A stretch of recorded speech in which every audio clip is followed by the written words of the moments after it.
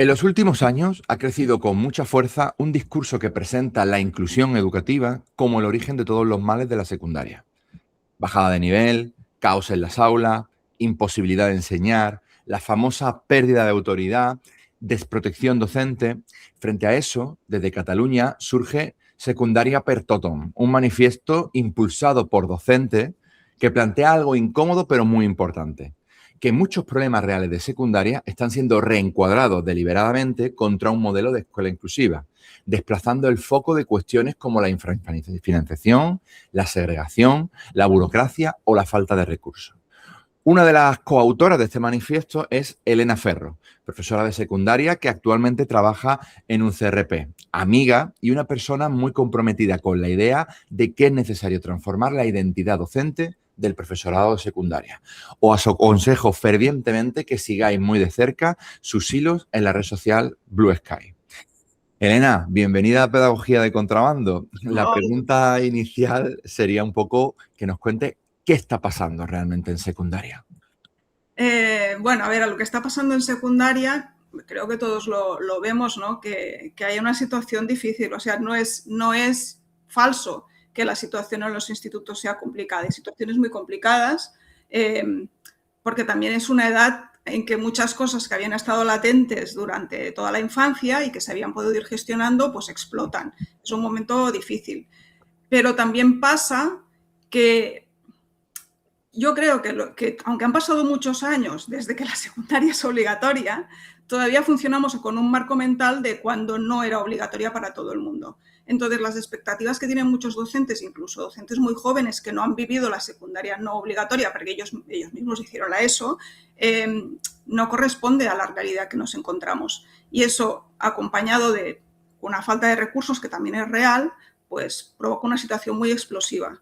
El tema es qué respuesta, o sea, cómo hacemos el diagnóstico y qué respuesta damos, ¿no? Y hay dos tipos de respuesta. Una, cuál es la realidad que tenemos en las aulas y cómo la afrontamos y cómo damos respuesta a este alumnado, si creemos de verdad que todos los alumnos deben estar haciendo una secundaria, o la respuesta de eliminar un problema que parece que tenemos, en vez de solucionarlo, pues quitarlo, apartarlo, hacer como que no existe, ¿no? Hostia, que arranque más potente, ¿no? Me parece clave, ¿no? Esto que estaba explicando tú al principio, ¿no? Quizás de que cuando se universaliza la educación secundaria, no terminamos de entender el sentido nuevo, porque nuevo no es, porque como tú bien dices, llevamos mucho tiempo, de lo que realmente significa el trabajo docente. Nos seguimos anclados en una idea de una educación selectiva. Yo creo que era Jimeno el que hablaba un poco de que la concepción de la secundaria nace de una manera selectiva, ¿no? Y que seguimos un poco anclados ahí. Entonces, por concretarlo en el manifiesto, ¿por qué os lanzáis a decir, oye, vamos a hacer un manifiesto explicando esta serie de cosas? Un manifiesto que, repito, todo el mundo debería leer y que tenéis el enlace abajo. Bueno, surge porque unos cuantos profes que, bueno, habitualmente hablamos pues de cosas de la profesión y de cosas que no son la profesión, ¿no? Pues claro, vamos comentando la actualidad de lo que pasa, ¿no? Comentamos nuestros problemas profesionales personales y comentamos las cosas pues que se leen y las cosas que están en la actualidad, ¿no? Y con todo esto de las huelgas docentes que desde luego nos parece que nos extraña que no haya explotado hasta ahora, porque es verdad que la situación está muy al límite y hay un malestar muy grande, comentábamos que nos cuesta a veces manifestarnos al lado de personas que quizá están haciendo un diagnóstico un poco diferente del nuestro, pero que lo más diferente de todo es la respuesta que quieren dar, ¿no? Aún así, o sea, estamos totalmente a favor de estas manifestaciones, de la huelga, de pedir recursos, porque es verdad que la situación por este lado es totalmente insostenible, ¿no? Pero hablando de todo esto, nos encontramos leyendo cosas que también habíamos escuchado a veces en los claustros, y a mí una de las que más me dolió es una persona que es igual, quien sea, o sea, no, esto ya ni importa, que hablaba de que no podíamos atender a los alumnos que no tenían, bueno, no sé cómo lo decía, pero eran cerebros normales, ¿no? Que los que no tenían un cerebro normal necesitaban otro tipo de atención. Y esto a mí me dolió mucho, porque ¿qué es un cerebro normal? O sea, si partimos de este marco, es que es imposible ponerse de acuerdo, ¿no? No existen cerebros normales. No hay un cerebro normal y un cerebro anormal, ¿no?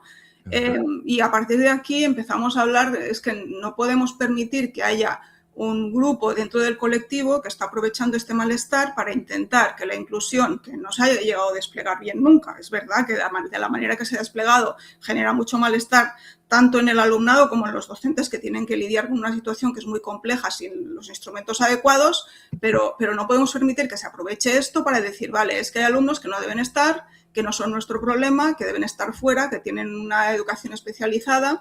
Y creo que dentro de este discurso hay gente que de muy buena fe cree que realmente estos alumnos estarían mejor en una cosa más terapéutica o externa, y lo dicen de buena fe, y no te puedes enfadar porque, a ver, quieren ayudar y creen que esa es la manera, ¿no? Pero creo que también hay otra parte del discurso que lo que quiere es no tenerse que enfrentar con una serie de problemas y que está creando un estado de opinión que ya no solo pensando en nosotros como profesionales, pero pensando en estos jóvenes, en estos niños, ¿qué futuro les estamos ofreciendo si los estamos excluyendo de la escuela que es para todos, ¿no? Y esto puede pasar en todos los niveles educativos, pero en la secundaria es especialmente dramático.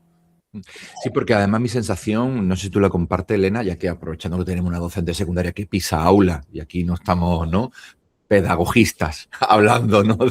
Claro, mi sensación es que en secundaria esto está muy extendido, ¿no? No sé si tú compartes este diagnóstico. Quizás tiene que ver, lo que hablábamos un poco antes, con la construcción de la identidad docente del profesorado de secundaria y desde dónde se abordan estos temas. Porque para mí, claro, la pregunta sería, o sea, si tú crees que hay una batalla cultural educativa y lo que se están haciendo es aprovechar ciertos malestares legítimos, como estábamos comentando, para simplificar ese malestar y encuadrarlo en una idea y a favor de una identidad docente concreta, ¿no? Totalmente. Yo creo, o sea, es una percepción, ¿eh? Porque habría que hacer un estudio de lo que piensa la gente. Esto es una percepción mía. Yo en todo, a lo largo del tiempo que he estado trabajando en secundaria, he pasado por varios institutos, de claustros muy diferentes, con tipología de alumnado también muy diferente. Yo la sensación que tengo es que la mayoría de los docentes, la inmensa mayoría, lo que quieren es ayudar a los alumnos. Eso está fuera de toda duda, ¿no? Es verdad que hay algunos que te ponen muy difícil creer que quieren ayudar a los alumnos, pero estos son una minoría. La mayoría quieren ayudar. Lo que pasa es que yo creo que quizá por falta de, no sé, de reflexión o por los lugares comunes, por aquel sentido común que no es tan sentido común, sino que tendríamos que ir a un sentido común más profesional y más reflexionado, ¿no? De lo que se dice, de lo que se habla. Muchos docentes quieren ayudar al alumnado, pero no se plantean las consecuencias de las soluciones que proponen, ¿no? Y a veces todo el malestar, la urgencia, las prisas, es verdad que cuando estás en activo, en un claustro, y sobre todo si es un instituto que hay allí mucha ebullición y muchas cosas pues, que preocupan y urgencias que hay que solucionar, no tienes tampoco mucho tiempo para ponerte a reflexionar mucho, ¿no? Y te ves como un poco abrumado por todo lo que está sucediendo y acabas pensando, bueno, es que esto no podemos sostenerlo, por lo tanto vamos a quitar este alumno, si no estuviera, pues estaríamos más tranquilos, este alumno si lo atendieran en otro sitio, este alumno... Comentarios que yo he escuchado, no, estos alumnos son de las orientadoras, no, estos alumnos son de todos, no son de las orientadoras, ¿no?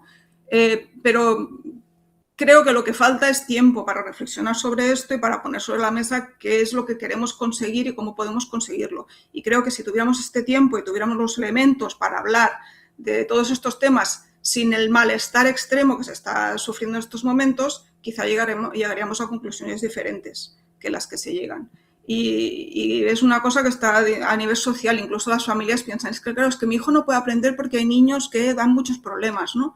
Bueno, es verdad, pero quizá necesitamos los recursos y la manera de actuar para que estos niños no supongan un problema. Es que no tiene que haber niños ni jóvenes que se consideren un problema, ¿no? Y si se consideran, quiere decir que algo está fallando en cómo los estamos atendiendo. Y esto, a veces... cuesta decirlo porque parece que estás diciendo, no, es que estás culpabilizando a los profesores, ¿no? Es que le está diciendo todo sobre ellos, ¿no? A veces ha pasado que hablas con gente y se sienten agredidos porque es como, es que yo ya tengo mucho, hago todo lo que puedo y encima me dices esto como si yo tuviera la culpa de que no se pueda atender a estos niños. Es que no es cuestión de culpas, es cuestión de responsabilidades y no todas las responsabilidades de los docentes. Es más, creo que la mayor parte de la responsabilidad es sistémica, ¿no? Y es de quién decide, qué recursos se ponen, qué formación tenemos, cómo se organizan las cosas. O sea, es una cosa colectiva ya. Entonces no se trata de señalar es culpa tuya, es culpa de aquel. Bueno, es responsabilidad de todos. ¿Qué hacemos para que esto funcione, ¿no? ¿Y a quién se lo tenemos que exigir?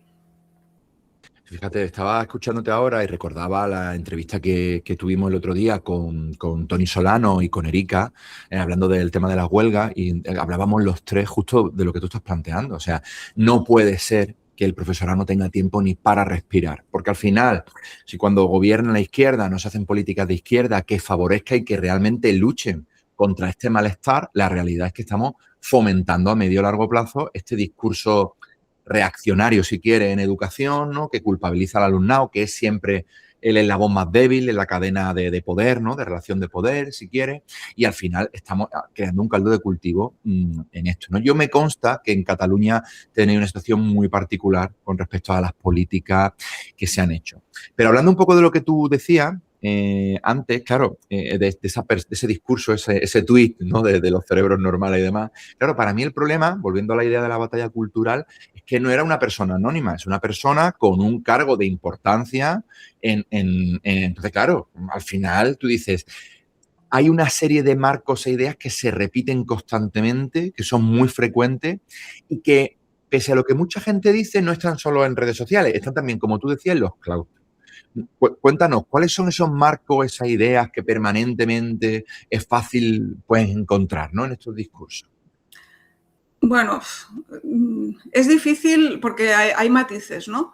Pero hay una que es la creencia de cuál es nuestra función como docentes, ¿no? Hay mucha gente que cree que nuestra función como docentes es la instrucción, o sea, dar clase de nuestra materia, que los niños aprendan y además de una manera bastante unidireccional, ¿no? Y ya está, y se acaba aquí, ¿no? Entonces, tú entras en clase, explicas lo tuyo, pones las actividades que creas, pones que te parezcan, pones un examen, pones una nota y aquí se acaba tu trabajo. Todo lo que sea tutorización parece como una cosa añadida.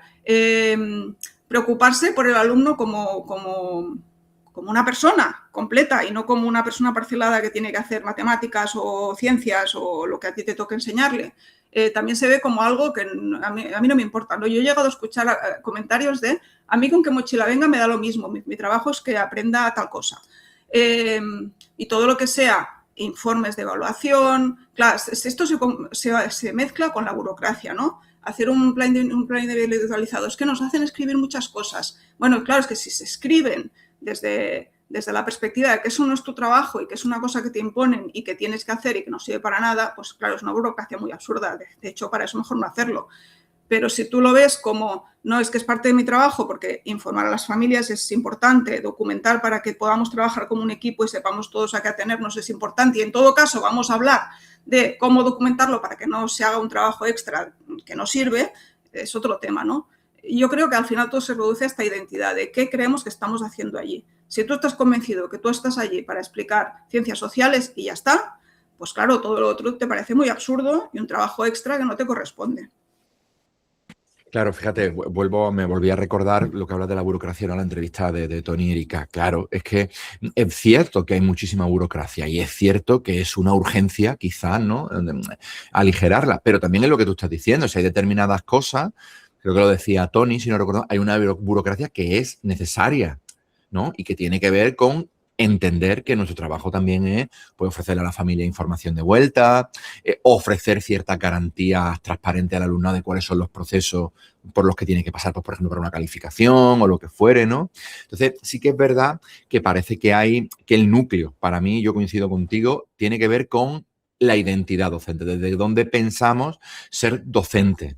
Y ahí quizá podríamos pasar al siguiente bloque, que es sobre el tema de la inclusión, que a mí me parece que esto es un temazo, ¿no? Que es como, hablando de esa identidad, ¿por qué se entiende que cuando ofrecemos inclusión lo que hacemos es bajar el nivel de exigencia? O sea, esto me parece, reconozco, una cosa maravillosa irónicamente hablando, ¿no? Porque está muy asentado. Si atendemos a todo el mundo, lo que estamos haciendo es bajar el nivel de exigencia. Entonces, no sé, ¿tú cómo ves esto? Bueno, yo creo que que es verdad que si atiendes a todo el mundo de la manera que se atiende ahora, Si quieres que todo el mundo pueda seguir lo mismo a la vez, al mismo ritmo, haciendo las mismas cosas, y pues tienes que bajar el nivel, porque el último no puede ir al nivel del que va más rápido. Es que esto es clarísimo. Pero claro, es que tenemos que trabajar así. O sea, la personalización del aprendizaje, ¿dónde queda? Entonces pasamos al otro extremo, ¿no? Vale, no todo el mundo tiene que hacer lo mismo a la misma velocidad, de la misma manera en el aula. Entonces vamos a ponerle la ficha separada para el alumno que no puede seguir.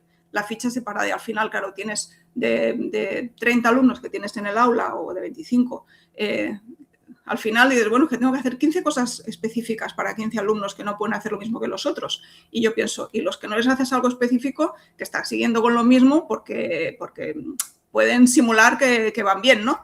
Al final es que no entendemos y no estamos formados para ofrecer actividades que sean más abiertas, que puedan seguirse de una manera a diferentes niveles, ¿no? En matemáticas, que es mi especialidad, hablamos de las actividades de suelo bajo y techo alto, ¿no? Y hasta dicen, ya está, paredes anchas, ¿no? Que pueden empezarse por parte de todo el mundo y que cada uno profundizará o llegará a un punto según sus capacidades y que todo el mundo pueda participar, ¿no? El otro día en una actividad que participé formativa, nos explicaban una actividad de matemáticas que se había puesto en práctica para saber cómo funcionaba con niños de primero de primaria, segundo de primaria, bueno, todos los cursos de primaria, hasta bachillerato y en el primer año de carrera. La misma actividad. Y esa actividad permitía hacer aprendizajes muy diferentes, bueno, no muy diferentes, en la misma línea, pero a muchos niveles de abstracción y de profundidad. Y pensaba, es que esto es una actividad maravillosa para llevar al aula y que todos los alumnos, haciendo la misma propuesta, puedan avanzar según su capacidad y el momento en el que están, ¿no? Ya sé que eso es muy difícil y que quizá no siempre lo podemos hacer, pero si fuéramos 2 personas en el aula, coordinadas, si tuviéramos diferentes propuestas, si tuviéramos un poco más de flexibilidad, seguramente muchas de estas problemáticas de que no podemos atender a todos y bajamos el nivel, pues no pasaría. Pero luego, estos mismos que se dejan de bajar el nivel, cuando tienen un grupo más o menos homogéneo, dentro de lo posible, que eso no existe, pero que les parece que es homogéneo, si tienen un alumno con altas capacidades, tampoco lo están atendiendo. Entonces, tampoco puede subir el nivel con este sistema, ¿no? Nos quedamos en la mediana o en lo que más alumnos pueden seguir y los que estén por aquí o los que estén por aquí, pues se pierden. Buah, qué importante, es que me parece que hay tela que cortar en lo que acabas de traer mucho. Entonces vamos a tratar de desgranarlo despacio, ¿sabes? Porque yo creo que es muy interesante esto que estás trayendo. Claro, fíjate, a mí yo te escuchaba y yo estaba pensando, claro, es que en el fondo es lo que Elena decía antes. En el fondo, el problema es que se está entendiendo atender a la diversidad, la inclusión, desde la instrucción. Entonces, claro, la única manera es yo le doy a cada uno lo específico que necesita. Claro, eso es una locura, porque en realidad, si tú te paras y lo piensas, si tienes 30 alumnos, tienes 30 alumnos diferentes. Entonces, sin embargo, no se plantea desde lo que tú decías, hacer actividades abiertas que permitan que cada uno se encaje en ella o participe en ella desde su manera o desde donde puede. Esto es muy difícil. Claro que es muy difícil, pero al mismo tiempo, a mí me choca, no sé a ti, y aquí sería la pregunta, que, claro, justo esta gente son las que se quejan de que lo poco valorado que está el profesorado, y yo digo, hostia, pues para una situación en la que ahí se ve claramente el valor del profesor como profesional, oye, mira qué complejo que yo tengo que atender todas estas realidades y tengo que diseñar actividades, pues ahí no, ahí lo que queremos es algo sencillito, basado en lectura de libro de texto, lo que tú hacías antes, ¿no? En explico una cosa, explico otra y aquí paz y después gloria. Y una idea que es la excelencia para unos pocos. Porque, claro, hablamos de subir el nivel, pero siempre para unos pocos. ¿Qué nivel es ese cuando estamos dejando un montonazo de gente fuera, no? Entonces, me parece que es como muy importante entender lo que tú planteabas. Claro, esto es así porque hay una lógica meramente instructiva detrás. Entonces, no hay un cambio de lo que significa educar, dar clase, trabajar en el aula, ¿no? No sé qué te parece, Elena. Totalmente.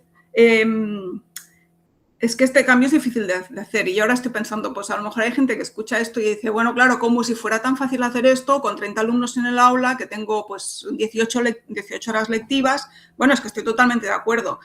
Quizá con 30 alumnos en el aula, por muy bien pensada que esté la actividad, siempre Claro. y estás tú solo o sola, pues es difícil. Por eso hay más elementos que tienen que entrar en juego. Uno es la bajada de ratios, porque es verdad que con menos alumnos es más fácil que puedas darte cuenta quién está siguiendo, quién no está siguiendo. La evaluación con 30 no es lo mismo que la evaluación con 20, ¿no? Porque hay una parte de vínculo personal. Claro, si entendemos la evaluación como me hacen un examen y les pongo una nota, lo único que pasa es que tendrás que corregir más rato, pero la puedes hacer. Si tú entiendes la evaluación como poder ver cómo ese alumno está evolucionando y poderlo ayudar a que él mismo se dé cuenta por dónde está fallando, qué es lo que puede mejorar, cómo puede aprender mejor, necesitas tener un poco más de feedback y de contacto con el alumno. Aquí sí que entra el tema de las ratios, es importante.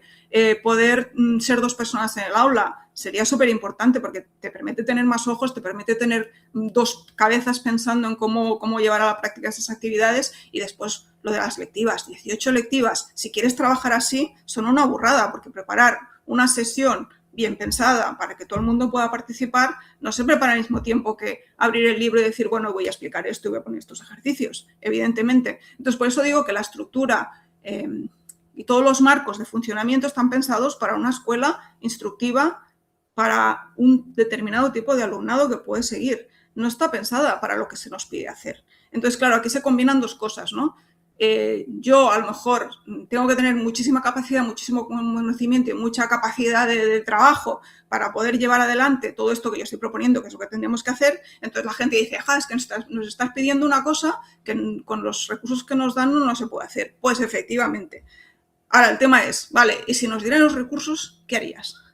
Porque claro, Claro, es que ese punto me parece fundamental. O sea, me está encantando la conversación porque creo que estamos tocando muchas cosas muy potentes, ¿vale? Claro. Es que fíjate, decía mi compañero David de la Rosa el otro día en un tuit, como ahora con la huelga, oye, sí, más recursos sí, pero no para segregar. Entonces, claro, es que me llama mucho la atención porque justo en la línea que tú decías, muchas de las personas que llevan estos discursos, del profesor que lleva estos discursos, son los primeros en pedir recursos, cosas en las que todos estamos de acuerdo, la urgencia de la bajada de ratio, la necesidad de infraestructura, la necesidad de dotaciones, pero no quieren oír hablar de codocencia. No quieren oír hablar, acuérdate la que se lió en la Comunidad Valenciana con el tema de los ámbitos, que también es otra salida en la que, oye, no se trata de que nada de esto sea una receta mágica, se trata de que son posibilidades pues, para tratar de atender de manera más inclusiva al alumnado. Entonces, claro, los recursos al servicio de qué concepción de la enseñanza, de qué modelo de escuela, de qué identidad del profesorado. Y me parece que esto hay que empezar a hablarlo, ¿no? Pues sí. Hay que empezar a hablarlo, pero es muy difícil porque incluso cuando dices cosas, la gente, las personas, todas, yo incluida, escuchamos los discursos desde nuestro marco mental y a veces entendemos lo contrario de lo que nos están diciendo, ¿no? Yo creo que tenemos que hacer mucho trabajo en el sentido de intentar que la gente deje de entender todas las propuestas como acusaciones y culpabilizaciones. A mí no me gusta la palabra culpa, a mí me gusta la palabra responsabilidad. Hagamos responsables de nuestro trabajo y señalemos también a los responsables de las partes que no nos compete a nosotros decidir y exijamos lo que creamos que necesitamos, ¿no? Pero tenemos que responsabilizarnos de nuestra parte también. Porque hay cosas, o sea, el otro día lo escribía escribí una cosa para explicar también por qué yo había firmado el manifiesto, ¿no? Y una de las cosas que decía es que hay situaciones que con exactamente el mismo tipo de alumnado, exactamente los mismos recursos, los resultados son muy diferentes. Y no es por culpabilizar a los que los resultados no les salen tan bien, es que a lo mejor no han podido hacer el proceso de reflexión, no tienen la formación necesaria, no han caído en qué, pero con los mismos recursos se pueden hacer cosas diferentes. Entonces, bueno, no sé. Una cosa que a mí me llama la atención, porque ahora que estoy trabajando en el CRP, estoy desde el año pasado y esto me ha dado la oportunidad de ver el sistema desde otro punto de vista, ¿no? Y entro en escuelas y en institutos y a veces veo que en el salto de sexto de primaria a primero de la ESO aparecen muchísimos problemas de golpe, que dice, pues han pasado 2 meses de verano, ¿qué ha pasado aquí, no? Y entonces una de las cosas que veo es que salen de sexto de primaria en un entorno conocido donde tienen un vínculo muy fuerte con sus maestras, que pueden hacerlo mejor, peor, ser más competentes, menos competentes, más simpáticas, menos simpáticas, pero tienen un vínculo, la gran mayoría, muy fuerte con el alumnado, un vínculo afectivo incluso. los alumnos las tienen como referentes, normalmente, y pasan a una secundaria donde tienen un montón de profesores con los que todavía no han hecho ese vínculo, en un entorno nuevo y en un funcionamiento como muy compartimentado. Y de repente, oh sorpresa, salen un montón de problemas. Pues estos son problemas que hemos creado nosotros, no que están creando los niños. Bueno, claro que el problema te lo da el niño, ¿no? Pero surgen por el contexto en el que nos encontramos. Por lo tanto, aquí hay una prueba clarísima de que el contexto que pongamos alrededor de esta situación determinará mucho los resultados. Y las maestras no tienen muchos más recursos que la secundaria. Los recursos son escasos igual. Claro, claro, y además entran a un modelo de, o sea, si la cultura escolar ya es muy concreta, ¿no? En todas las etapas, en primaria también, pero en secundaria, y si te vas a bachillerato, ¿no? Yo últimamente, mi relación, bueno, por casualidades de la vida, ¿no? Últimamente tengo muchos conocidos con hijos en edad de bachillerato y demás, y muchas veces ya hablan del trato. O sea, ya no es de, digamos, cómo están desenvolviéndose en clase o de la cuestión académica. Hablan del trato que reciben por muchas partes de los profesionales que tienen allí, ¿no? Como lo describen muchas veces como un trato poco humano, que habla, en el fondo para mí habla de lo que estamos hablando, de identidad docente. Cómo se concibe que igual el trabajo, muchas veces se concibe un trabajo de trinchera, que es, estamos aquí frente al alumnado, que hostia, es una idea como ya cero educativa. ¿Cómo vas a educar desde la concepción de que tú estás en una trinchera frente al enemigo, ¿no? Entonces, ¿cómo crees tú, cómo definirías tú una secundaria verdaderamente inclusiva, educativa? ¿Hacia dónde tendríamos que ir, Elena? ¿Cómo crees tú que podría ser un espacio realmente educativo? A mí me parece que no pasa nada porque los alumnos en la secundaria tengan más referentes adultos que en la primaria. Aunque en primero y segundo, como mínimo, estaría de reducirlo un poquito, que la idea de los ámbitos iba en esta línea. Lo que pasa es que tenemos que hacer esto con personas que sepan lo que van a hacer en un ámbito y no crean que lo que van a hacer es coger dos materias y darlas en paralelo. Bueno, no sé. Es que son muchas ideas preconcebidas sobre lo que tenemos que hacer allí que hay que cambiar. Y esto no se puede cambiar por decirle al profe, no, ahora funcionará así, porque si con los alumnos no funciona, no podemos pretender que los que creemos que con los alumnos no funciona así, va a funcionar así con los docentes. Por lo tanto, Totalmente de acuerdo. Es que eso es clave, claro. Necesitamos que la gente pueda explicar y exponer cuáles son sus problemas en el aula, cuáles son sus ideas previas sobre lo que está haciendo allí, qué es lo que le preocupa, qué es lo que no le funciona, qué es lo que le funciona y por qué le funciona. Que haya estos espacios para que los profes puedan hablar de lo que les está pasando y que luego tengan espacios también para aprender cosas nuevas y ponerlas en práctica de manera acompañada. Porque creo que muchas veces lo que se ha hecho es desde arriba tirar cosas y decir, ahora va a funcionar así, venga, hazlo. Y no tienes ni idea cómo se hace eso, no lo has hecho nunca, no entra dentro de tu imaginario, no lo has vivido como alumno, no es lo que tú te pensabas que venías a hacer en este trabajo. Y esto crea frustración y crea anticuerpos. Y entonces luego es mucho más difícil convencer a estas personas de que eso puede funcionar porque han experimentado que no funciona realmente, por el motivo que sea, pero a ellos no les ha funcionado, entonces es muy difícil. Por lo tanto, lo que habría que hacer, yo que sé, habría que hacer muchas cosas, pero habría que pararse un poquito en tirar cosas desde arriba y empezar a trabajar con los claustros, dándoles tiempo para hablar de lo que les preocupa y para proponer ideas concretas de cosas que pueden llevarse al aula y acompañarlos a llevarlas y escucharlos y tener en cuenta sus preocupaciones, que son reales. O sea, las preocupaciones que tienen los docentes y que ya he dicho antes que la inmensa mayoría lo que quieren es hacerlo muy bien, son reales. Y entonces lo que no se puede hacer es decirlo, lo estás haciendo muy mal y ahora tienes que hacerlo de otra manera, pero ni te doy los recursos, ni te explico cómo, ni te doy tiempo para que te organices. Claro, sí, total. Fíjate, además yo pensaba, por repartir, lo que tú decías, culpas no, pero responsabilidades, tampoco la universidad ayuda. O sea, te quiero decir, la formación que le damos en las universidades con el despropósito que supone el máster de profesorado, del que también podríamos hablar de largo y tendido de muchos de los discursos que hay y en relación al despropósito que es, ¿no? Pero a mí me parece que una de las cosas clave ahí es que ellos se conciben como especialistas. Y a mí me parece, escuchándote, ¿no? Que es eso cada día es más un problema, porque claro, lo que tú decías, ¿no? Explícalo, vamos a trabajar a lo mejor por ámbito, y la concepción es cómo voy a dar yo mi clase de matemáticas y mi clase de tal juntas en un espacio común. Entonces, claro, no cabe en la cabeza. Es que no va de esto, no va de eso. Se trata de poner problemas en los que tengan que aplicar, ¿no? Todos los conocimientos. Entonces, a mí me parece que hay una serie de problemas alrededor que de nuevo encajan con lo que tú decías. Cómo desde mi identidad docente yo interpreto lo que se me está proponiendo. Y es totalmente cierto. Yo creo que la administración, yo lo llamo esto, hágase mi voluntad. Mañana la escuela será inclusiva. ¡Pachán! ¿No? Lo he puesto en un decreto y se traslada a la escuela.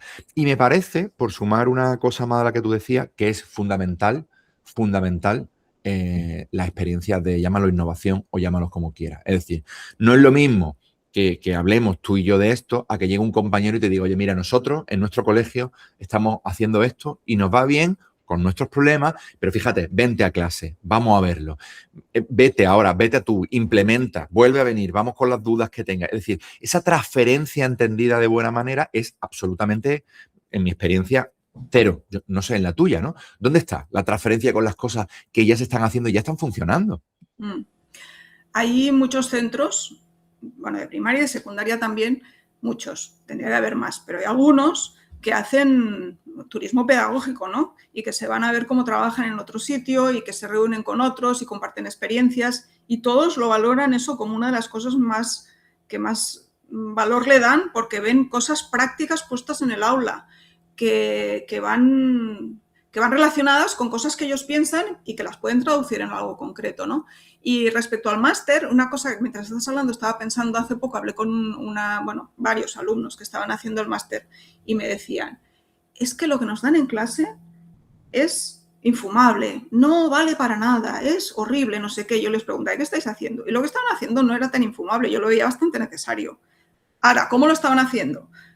Machacándolos a PowerPoints, no coordinándose entre materias. Me decía, es que el de sociología y el de no sé qué no está haciendo lo mismo, ¿no? No se han puesto de acuerdo, nos dicen que nos tenemos que coordinar y no se coordinan. Bueno, son cosas de cómo se lleva a cabo, ¿no? Pero incluso es que creo que un año, no por estar más tiempo y hacer más cosas será mejor, pero creo que un año es insuficiente porque no te da tiempo a asimilar. Yo pensaba, es que esta gente le están dando cosas que son cosas importantes, pero se los están tirando como un paquete que los chafa. No tienen elementos para poder entender la importancia de todo esto y ligarlo. Necesitarían otro año, necesitarían a lo mejor que las prácticas fueran primero y que luego todos estos conocimientos más teóricos los ligaran con cosas que han vivido en el aula. Porque a mí me ha pasado. Yo empecé a trabajar en la concertada y empecé sin ningún tipo de formación porque en aquella época se hacía el CAP y además me salté las prácticas porque ya había trabajado de profe de FP, o sea, no sabía nada. Y fui allí a hacer de señorita, ¿sabes? Como si estuviera jugando cuando era pequeña, lo mismo. Y entonces cuando me fui a trabajar de una otra cosa por temas personales, dije, bueno, yo cuando vuelva quiero saber algo y empecé a leer mucho, empecé a formarme. Y cosas que leía al principio, me las leí al cabo de 10 años y pensaba, es que claro, no entendí nada porque no tenía referentes. Una vez estás en el aula, vuelves sobre aquello. Por lo tanto, en la formación tiene que haber conexión con la práctica del aula y no digo que la base, o sea, la base teórica, los conocimientos más teóricos no sean importantes. Son importantísimos, pero se tienen que ligar con algo que tenga sentido para ti, porque si no es un bla, bla, bla, bla, que no significa nada para ellos. Entonces llegan allí convencidos de que la teoría no sirve para nada y que lo importante es la práctica. Lo importante es la práctica. Sí, la práctica es importantísima, pero práctica sola de yo conmigo mismo y ir practicando no te hace mejorar como docente. Y es la idea que se llevan. Esto es otro temazo, claro. A mí, fíjate, yo pienso mucho en el tema del máster, ¿no? Por lo que me compete, que es absolutamente un despropósito, ¿no? Pero para empezar, sobre todo por lo que tú dices, la estructura no permite nada, ¿no? Pero también está cómo ellos llegan muchas veces. Ellos llegan, y ellas, educados ya en sus carreras, de que aquello, bueno, un poco... Porque en el fondo hay una resistencia que yo, si sé de matemáticas, porque a mí me tienen que explicar algo más. Yo ya sé de matemáticas, ¿no? Y con esto... Entonces, realmente muchas de las quejas para mí tienen que ver con que ellos y ellas creen que es que no le hace falta, porque los mismos problemas que hay de práctica, de descoordinación en el máster, están en todos los másteres habilitantes del mundo, en todos los grados, y no es una queja sistemática. El problema, al margen del tema de las privadas, de las pocas plazas públicas, ¿no? Que esto, por supuesto, está siempre. Pero muchas veces es una cuestión de identidad también. O sea, a mí esto me están... Porque además, fíjate, yo esta crítica siempre de es que la teoría, yo digo, no, es que detrás de toda práctica hay una teoría. Eso que tú contabas, ¿no? De que llegaste a la concertada cuando empezaste, jugando a ser señorita, una señora. Claro, eso es una práctica que tiene una idea teórica detrás de cuál es la docencia, de cuál es el rol del profesorado, del alumnado que tú ejerces. O sea, realmente la teoría y la práctica están todo el rato como muy relacionadas, porque una te permite interpretar y desarrollar la otra. Entonces, claro, es muy poco probable hacerlo eso en un año, cuando además se suma que nosotros hacemos eso, ¿no? Haz lo que yo diga, pero no lo que yo haga. O sea, no le ofrecemos una experiencia de que la educación puede ser otra. Entonces, bueno, es un despropósito. Pero volviendo un poco al malestar, me interesa que conectemos un poco, tú que estás trabajando con eso, ¿por qué tú crees que esos discursos punitivos, esos discursos más reaccionarios, más de lo que hablábamos al principio de la entrevista, conectan tan bien, al menos esa es mi sensación, con ese malestar del profesorado? ¿Por qué esa conexión es tan estrecha? No sé si me estoy explicando en lo que te digo, Elena. Porque es una solución rápida y además que no depende de lo que tú hagas. No tienes que cambiar nada y se soluciona al momento. Llega el jefe de estudios, pone los partes y expulsa. Se acabó el problema. No se acabó el problema. Encaja en tu visión, claro, encaja en tu visión del mundo, ¿no? Perfectamente. Claro, no, o sea, no da mucho trabajo, no tienes que cambiar lo que tú estás haciendo y parece una solución rápida. Lo que pasa es que eso va creando un caldo de cultivo que al final no es una solución, es un parche, es una desesperación del momento al final, ¿no? Es no tener ya más recursos. Pero sí que, a ver, venimos de una tradición de que tienes que obedecer y si no obedeces está el castigo, ¿no? Las sociedades que funcionan solo a base de miedo al castigo, pues ya sabemos cómo funcionan, ¿no? Cuando ese castigo... los alumnos descubren que en realidad no les pueden hacer nada, porque es verdad, en realidad no les puedes hacer nada. ¿Qué les puedes hacer? No los vas a llevar a la cárcel. No, ¿qué? ¿Expulsarlos del instituto? Pues qué bien. Si la familia, que es la que realmente al alumno le importa, eso no le importa, o le importa menos o no lo cree justo, pues no va a servir para nada todo esto. Si vamos por ese camino, pues no llegaremos a ningún sitio. Pero sí que es verdad que así de manera inmediata, o sea, cuando esto está en medio de la desesperación, es como que alguien venga y ponga fin a esto y ya este alumno, pues que yo ya me lo he puesto enfrente, como decías tú, en la trinchera, pues no veo solución, no veo que sea cierto el principio de educabilidad. Hay alumnos que ya no se pueden educar, por lo tanto... Solo queda el castigo y la expulsión. Pero fíjate qué interesante, porque me está gustando mucho esta charla, porque volvemos una y otra vez sobre una idea que a mí me gusta mucho, me interesa mucho y que había salido poco en otros episodios de este podcast, ¿no? Si quieres, que es la identidad docente. Porque fíjate cómo ahí, de nuevo, estamos pivotando sobre la identidad de docente, que es castigo, obediencia, ¿no? Y que se enfrenta con luego la idea de vivir y experimentar la democracia, que nuestros ciudadanos pasen por una escuela en la que vivan la democracia para después. Entonces, al final, también hay un problema ahí, una fricción permanente de identidad docente, de cultura escolar, de lo que viven nuestros niños y nuestras niñas, ¿no? ¿Tú crees, Elena, que existe entre el profesorado una sensación extendida de abandono institucional ahora que estamos con el tema de la huelga? Yo creo que sí, porque... Desde el punto de vista, bueno, claro, yo no he estado en esas esferas, ¿no? Pero yo creo que cuanto más lejos del aula estás y cuanto más lejos de lo que está pasando en las aulas y más responsabilidades de gestión tienes que tener una mirada como muy, intento explicarlo, como muy así de vista de pájaro. Y cuando lo ves las cosas muy lejos, las personas parecen hormiguitas y nos convertimos en números. Y aquí hay unas hojas de cálculo y unas cosas que tienen que cuadrar, e incluso... suponiendo que se hace con lo mejor de las voluntades y con intención de hacerlo muy bien, ¿vale? Que a veces hay otras agendas y otros intereses que ya sabemos que cuando llegas al nivel político hay muchos elementos ahí que se nos escapan, Pero incluso desde un punto de vista puramente técnico, se pierde un poco de vista la realidad del aula. Entonces se toman decisiones como hacer cambios a medio curso cuando la gente ya no puede asumirlos, o que los recursos que llegan pero llegan tarde cuando ya no sabes dónde colocarlos, o decisiones que se toman sin tener en cuenta ciertos impactos que tendrán en el aula. Se piden muchas cosas porque tiene que esta voluntad de control, no se piden muchos datos y se diseñan muchos procedimientos que no tienen en cuenta el impacto de trabajo que eso tendrá en el centro. Entonces, claro, es como sentirse todo el rato que no se te está teniendo en cuenta lo que necesitas, lo que eso supone para el centro, para los docentes, para los alumnos. Y entonces, como es continuo, se crea como un resentimiento. Y a veces es verdad que se acaba pagando con personas que son puramente técnicas, que están intentando hacer bien su trabajo y como son la cara visible, pues... Y todo esto crea como un malestar añadido, que tendríamos que estar colaborando, pero a veces sientes que el enemigo está por todas partes. Esa Claro, sensación... rodeado, ¿no? Rodeado. Sí, De nuevo volvemos a una política, a una sensación de trincheras, ¿no? Claro. sí, los alumnos, las familias, el equipo directivo, la administración, la sociedad y la tele y los periodistas y todo el mundo. Oye, Elena, y después vamos a hablar un poquito de esto de la desprofesionalización docente, que a mí me interesa mucho. Pero claro, yo escuchándote pensaba en que como hay una lógica además que tú describías muy bien de control, ¿no? De desconfianza. O sea, la autonomía docente y de los centros ni está ni se la espera, ¿no?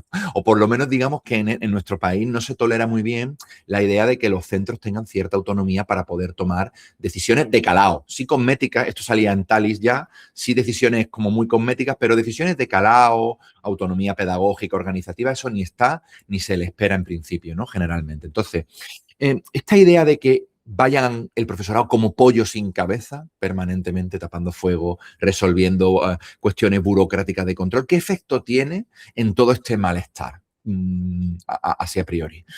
Bueno, si tú no sientes que tengas ningún tipo de agencia sobre lo que estás haciendo, pues tu motivación para proponer, para responsabilizarte, se pierde.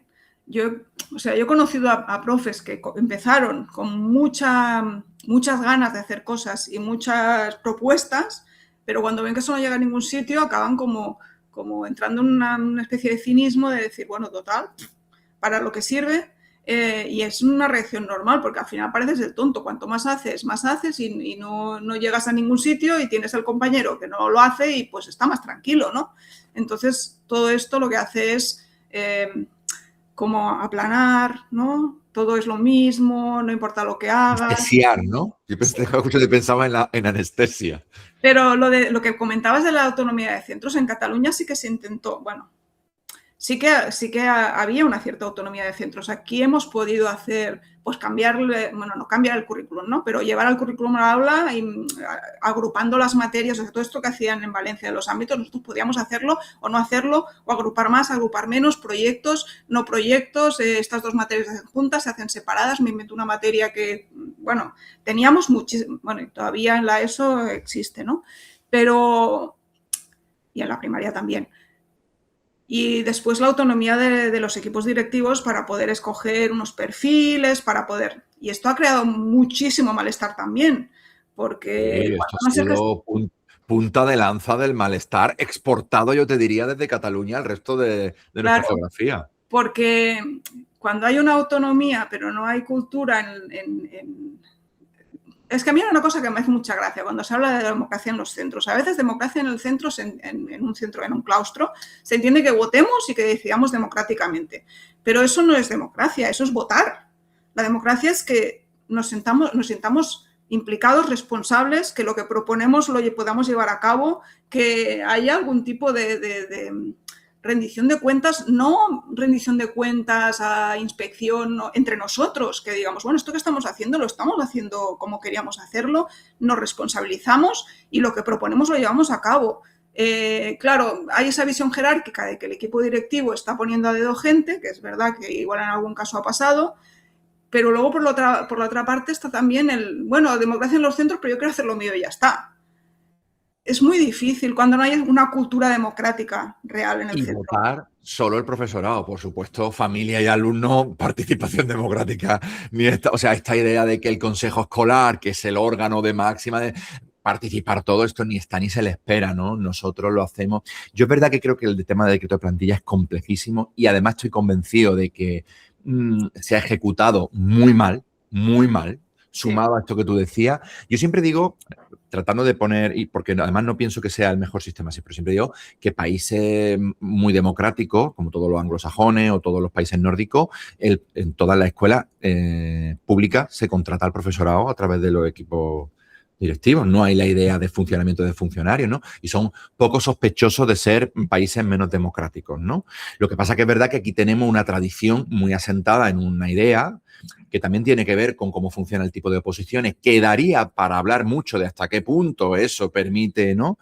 Pero sí que estoy de acuerdo en una parte de la crítica que se hace de que se ha implementado muy mal y que eso ha servido para generar un malestar y para que se produjeran situaciones muy especiales, ¿no? Por decirlo de alguna manera. Entonces me parece que cuando implementamos ideas nuevas, yo creo que tú lo decías antes, cuando implementamos cosas de aquella manera, en vez de avanzar, es peor, retrocedemos, ¿no? Yo creo que eso la administración tendría que mirarlo muy bien. Oye, Elena, vamos a aprovechar porque lo has dejado tú perfecto para hacer la sección de la pregunta incómoda de Alienada, ¿no? De nuestra compañera. Esto lo patrocina a Alienada Consciente, ¿no? Y la pregunta incómoda sería si tú crees que tienen razón en algo, desde tu perspectiva, ¿no?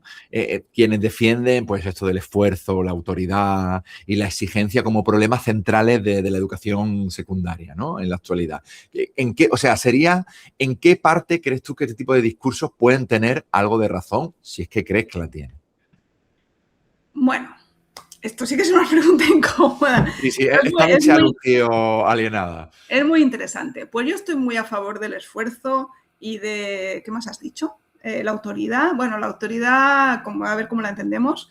La meritocracia, ¿no? Es un poco la exigencia, ¿vale? Yo estoy a favor de la exigencia y del esfuerzo. Y, y lo que no estoy a favor es del autoritarismo, ¿no? A ver, es verdad que cuando tú tienes a ver, voy a contextualizarlo, igual me alargo un popoco.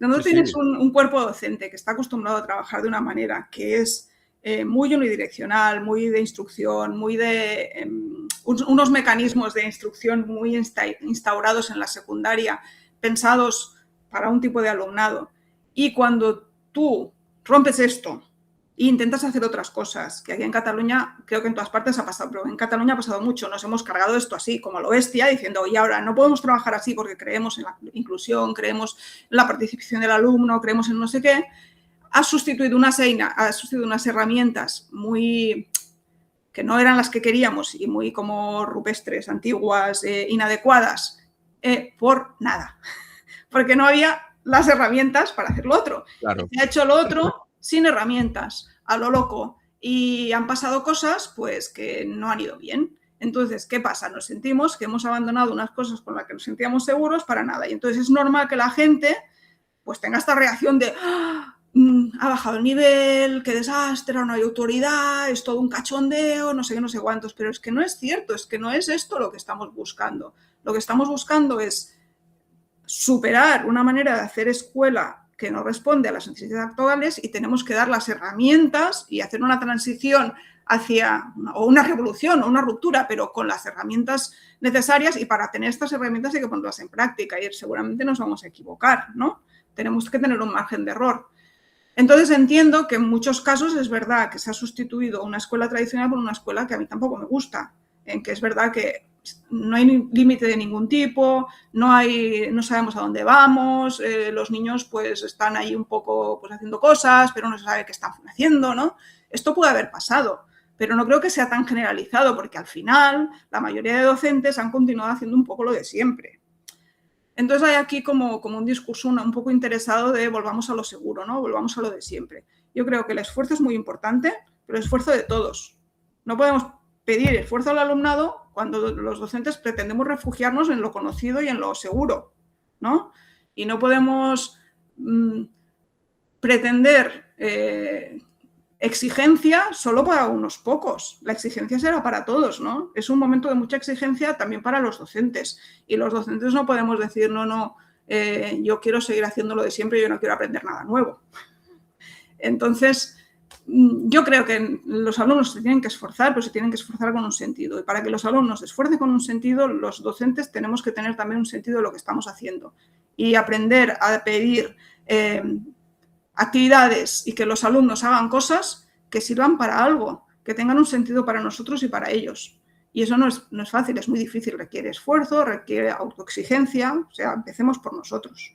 Qué certero, Elena, qué certero. Me gusta mucho cómo lo has explicado y te lo compro todo. Más fíjate, especialmente esta idea con la que últimamente pienso mucho, que claro, yo creo que ha habido dos momentos en la escuela en la que se ha destruido un modelo muy asentado y aparecía uno nuevo, ¿no? El primero fue la universalización de la educación, que cambia radicalmente el sentido, y ahora estamos en otro punto, un poco que tiene que ver con lo que hemos hablado de la inclusión, pero claro, estamos en ese momento claro oscuro en el que muere un modelo antiguo y no sabemos muy bien, es un momento de mucha incertidumbre, de no sabemos dónde vamos. Si encima no se hacen políticas, como estábamos hablando, que sustenten, que ayuden, que fomenten esa transición, pues estamos justo en el tema que además, al que vamos ahora, que además me interesa hablar especialmente contigo porque haces muchísimo hilo en Blue Sky como muy certeros sobre esto, que es el tema de la desprofesionalización docente, ¿no?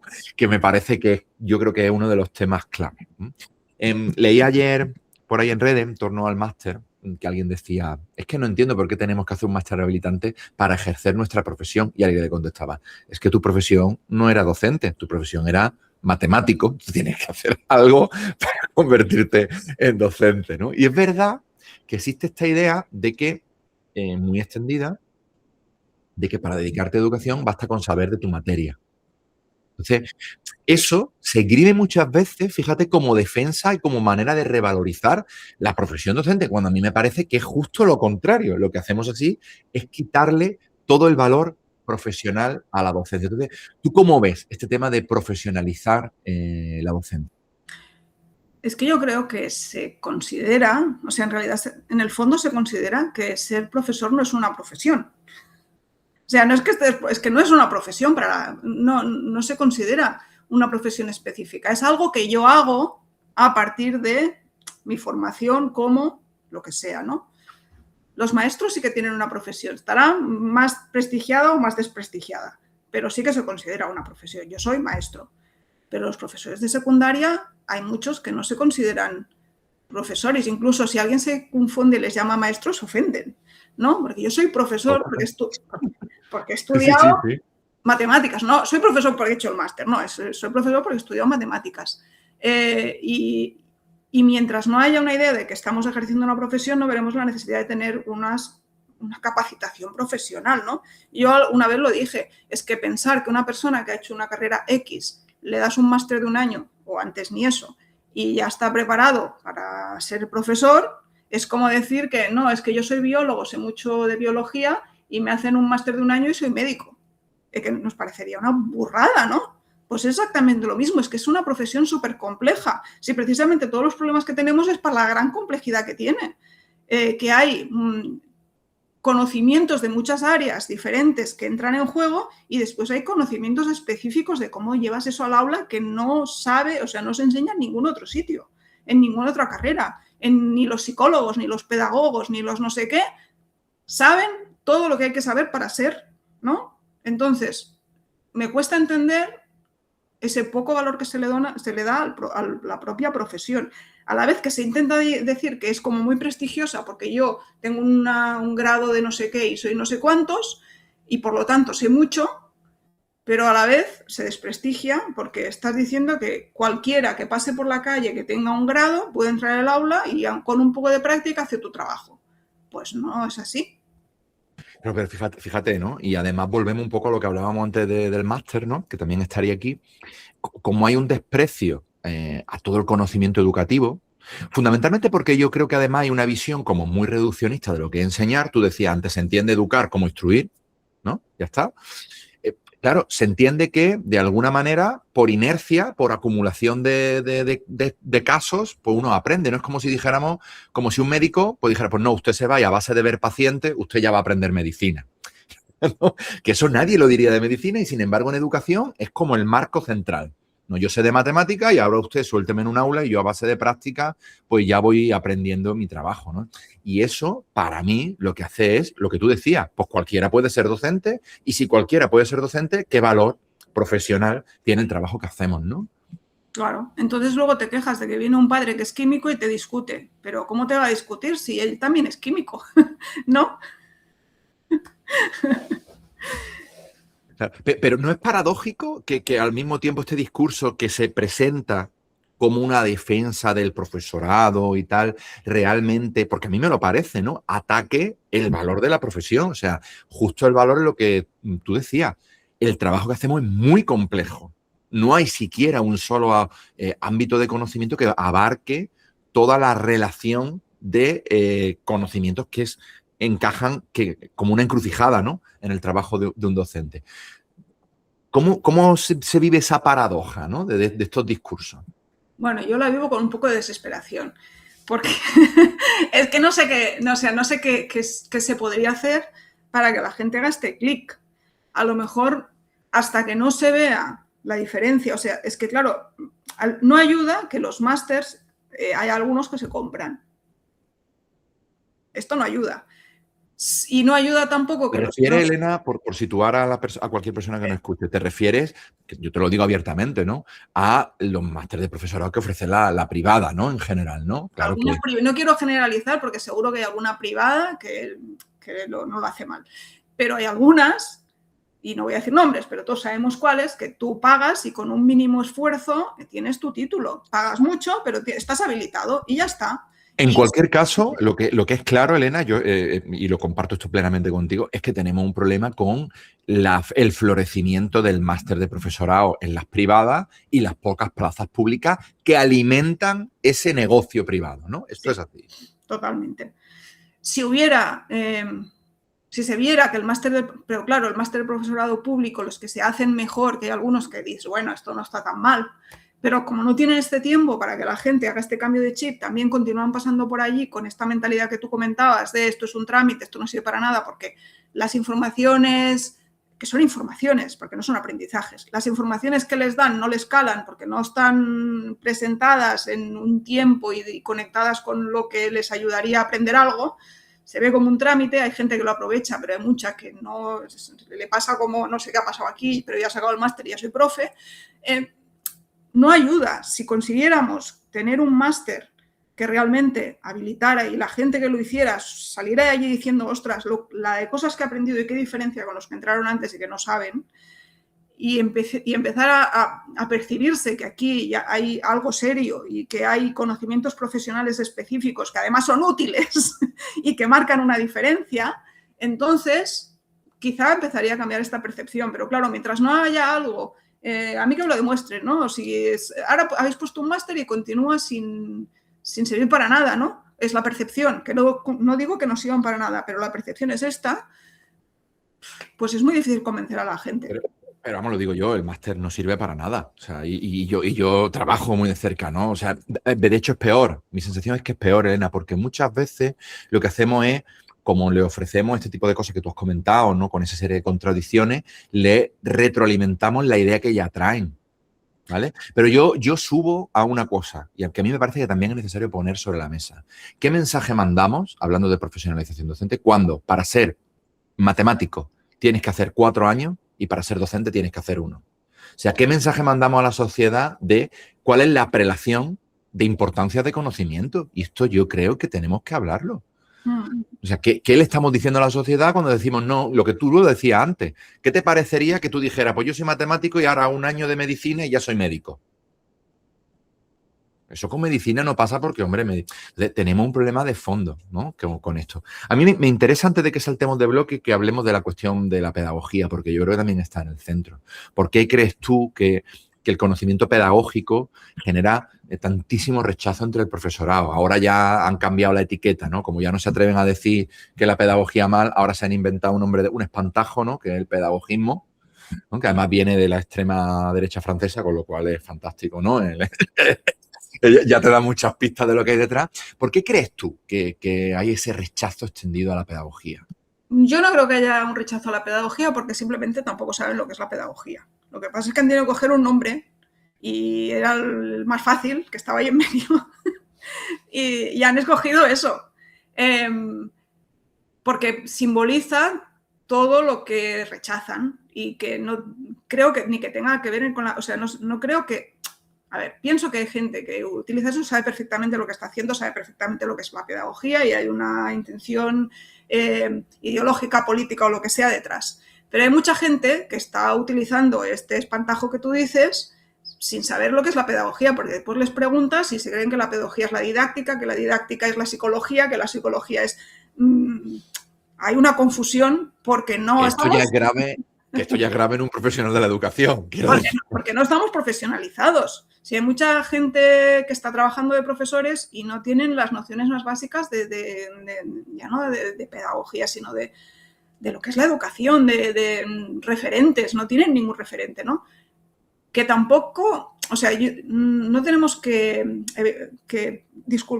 disculpar las responsabilidades individuales porque uno está ejerciendo una profesión y si nota que no, tiene que espabilarse para aprender cosas, ¿no? Si notas que te falta algo, lo buscas. Pero más allá de la responsabilidad individual, no es una responsabilidad también de los profes, porque claro, si les han dejado llegar allí con esos conocimientos y es lo normal, no sé, al final totalmente. No es cada persona que tiene que espabilarse para hacerse profe. Totalmente. Es el sistema que tiene que proveer los mecanismos para que lleguen profesionales preparados.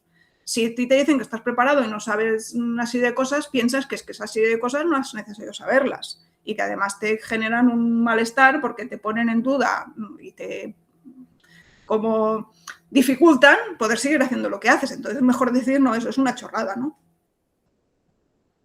Claro, pero fíjate, hay una especie de suerte, volvemos a lo de antes, ¿no? Que a mí me parece que se hace como prestigio a la profesión, pero en realidad lo que hace es desprestigio, ¿no? Que yo te diría como antiintelectualismo pedagógico, es decir, que me parece que la palabra es surrealista. O sea, tú estás diciendo que lo que sustenta tu trabajo es una cosa de pseudocientífica, porque además muchas veces, y esto tiene que ver también con la identidad docente, la gente que accede a secundaria viene de áreas de conocimiento en las que la metodología es radicalmente diferente, pues probablemente experimental, son ciencias puras, nada que ver con las ciencias sociales. Entonces ahí ya hay un conflicto que yo me gusta llamar clasismo científico, ¿no? No es que yo soy de experimentales y esto no tiene nada que ver con las magufadas de las ciencias sociales, que se cultivan en las propias carreras, ¿no? En los propios grados de disciplina.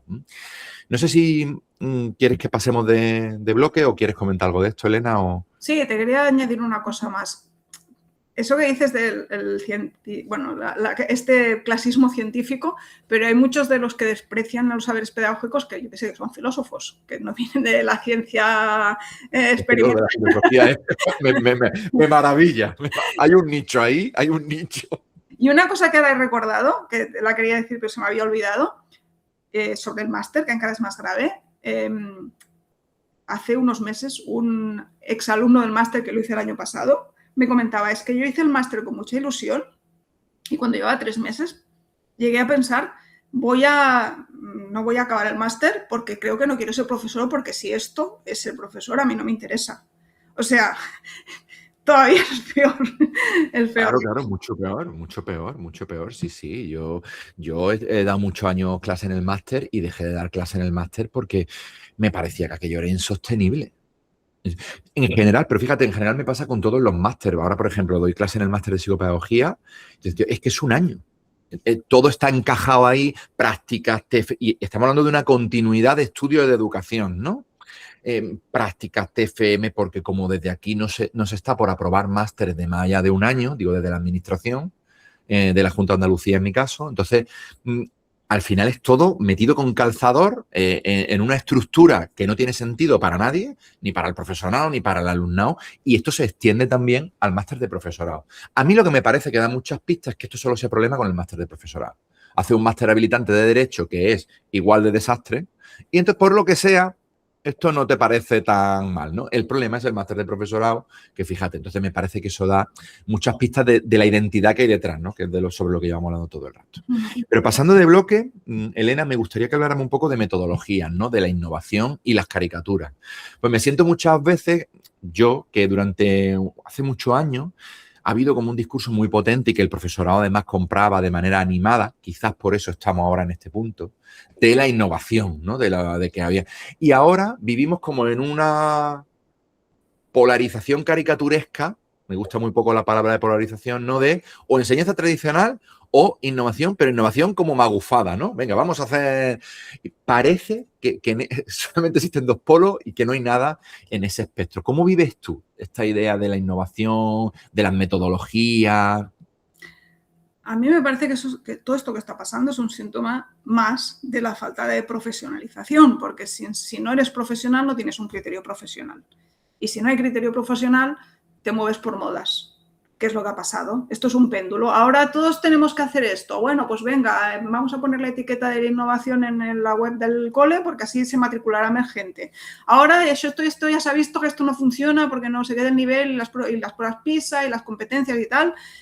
Vamos al otro, ahora tenemos que sistematizarlo todo y volver a lo de antes, que es lo que funcionaba, pero no sabemos por qué lo estamos haciendo. Entonces estamos hablando de cosas muy absurdas. Primero, la culpa de la bajada de nivel es las nuevas metodologías. Luego vas a mirar cómo trabajan en los institutos y la mayoría continúan trabajando como siempre. Incluso los que se supone que hacen un proyectito, no sé qué, pero tú vas a sus clases y son las de siempre. Incluso dentro del proyecto resulta que están haciendo lo de siempre. Es un proyecto porque al final hacen una exposición de una cosa. Yo te agradezco mucho que digas esto, tú que pisas aula, porque cuando lo decimos los demás parece, ¿no? Que es como, que vuelva el libro de texto y tú dices, ¿que vuelva? Casi los ha ido. ¿Cuándo se ha ido? Bueno, es verdad que en Cataluña en muchos sitios sí que se ha ido, pero se ha sustituido por las fotocopias del libro de texto, cosa ilegal, ¿no? O por cosas que te has encontrado en internet o por fichas que acaban siendo el libro de texto, pero peor. Entonces, ¿de qué estamos hablando, no? También ha pasado a veces es cierto que a veces se ha dicho, pues vamos a trabajar pues por ambientes de no sé qué, pero no tienes ni idea de cómo se hace y te piensas que dejar a los niños allí sueltos a su bola. Y evidentemente esto no funciona, pero esto no es porque el trabajo por esa metodología sea un desastre, es que la estás aplicando cuando no toca, en el momento que no toca, de una manera que no es la correcta y sin saber lo que estás haciendo. ¿Cómo va a funcionar? Tampoco funcionará cualquier otra cosa si no sabes lo que estás haciendo. Entonces, claro, explicar una cosa del libro y poner unos ejercicios, en principio, lo sabe hacer todo el mundo.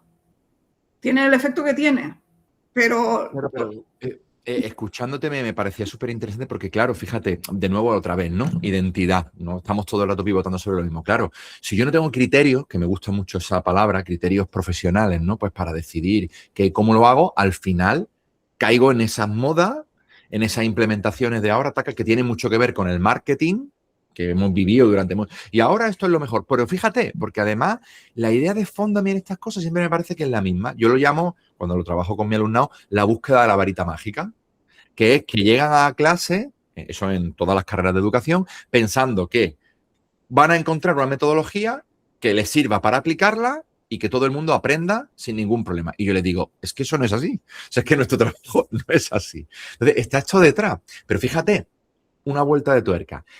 Curiosamente, es la pedagogía la que lleva desde su inicio criticando esta manera de entender la innovación, este marketing, todo esto es la pedagogía la primera en criticarlo. Y sin embargo, la pedagogía, como decíamos antes, el espantajo que se hace crítica, ¿no? Me llama la atención ese doble juego. Bueno, por ejemplo, una cosa que a mí me da mucha rabia. El aprendizaje por descubrimientos, que claro, pensáis que los niños van a construir todo el saber de la humanidad ellos solos, así, a lo loco, y pero claro, si tú te piensas que el aprendizaje por descubrimiento es decirle, venga niño, descubre el teorema de Pitágoras, claro que no funciona. Es que tú no te das cuenta que crear una situación de aprendizaje donde se den las condiciones para que ese alumno pueda descubrir cosas, que lo estás acompañando a que las descubra, que construya, y que a lo mejor hay cosas que hay que explicarlas, pero otras tiene que darse cuenta él, que tiene que experimentar, que tiene que equivocarse. O sea, eso es súper difícil de crear y requiere un nivel de capacidad profesional mucho más alto que explicar un rollo y poner un ejercicio. Entonces, yo me he encontrado a veces en formaciones del profesorado en que hemos hecho, bueno, viene una persona a explicarte una actividad que hace y te la explica, ¿no? Cuando te dan los materiales y te explican la actividad y tú la llevas al aula, suele ser un desastre. Entonces, lo que estamos haciendo ahora es, no solo explica la actividad, sino que la ponemos en práctica y la persona va explicando. Y aquí es muy importante que no saques este material antes de haber dicho esto, porque si no se ponen a mirar el material no te escuchan. O sea, hay la tira de detalles de cómo gestionas esa actividad, de cómo la llamas al aula, que son de experiencia profesional ya muy fina. Es que es un saber profesional muy especializado que se hace con la práctica, pero también reflexionando sobre lo que estás haciendo. Y tú no puedes pretender que sacando unas fotocopias de un sitio y llevándolas a la clase eso funcione. Y la gente no se da cuenta de toda la dificultad que hay y de los conocimientos que tienes que poner en marcha y la experiencia que tienes que tener, que eso se va construyendo con la experiencia, si estás reflexionando sobre lo que haces, no si repites las cosas sin pensar. Para mí eso es una prueba clarísima de que la gente no está entendiendo que cualquier metodología, sea nueva o vieja, porque las nuevas metodologías tienen 100 años, se tienen que llevar al aula sabiendo lo que estás haciendo y que requieren, cuanto más complejas, más capacidad profesional requieren. Entonces, lo que pasa para mí, al final, el resumen de todo esto, es que teníamos unas metodologías que nos permitían simular que la gente aprendía.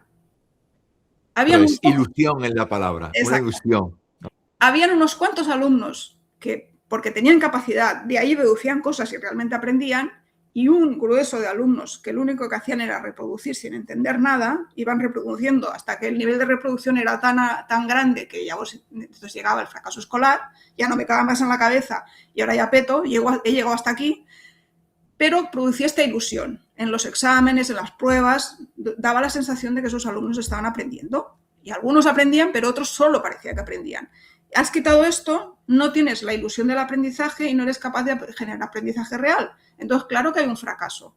Lo que tenemos que hacer es conseguir que en vez de que aprendan unos pocos y los otros finjan que están aprendiendo, que todos aprendan.